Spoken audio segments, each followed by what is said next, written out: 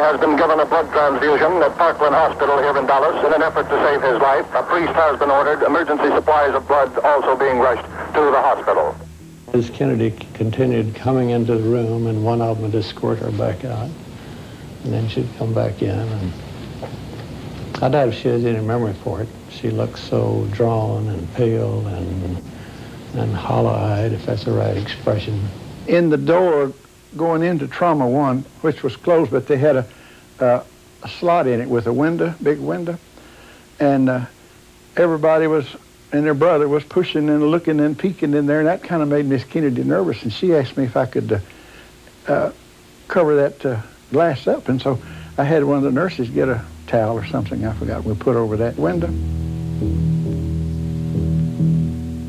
I think we realized very early on that we really didn't have his life in our hands. It had already been taken.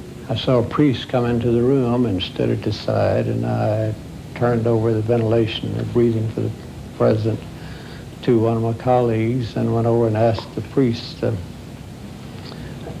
when is the proper time to declare one dead so you do the last rites?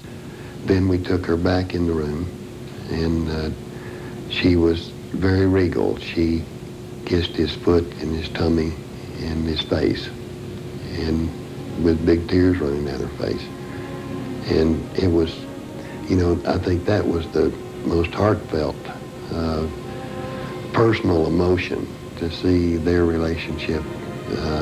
It had nothing to do with presidency or anything else. It was just a man and a wife.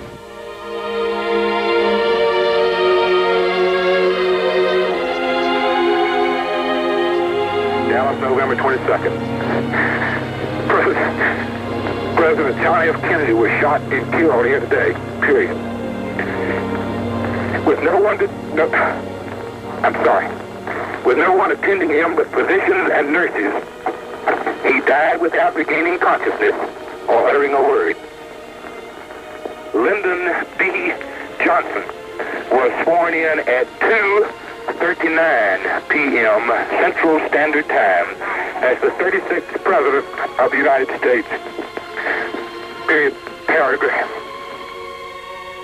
I would say that of all of us, Jackie was the bravest. She was the person that prevented us from breaking up.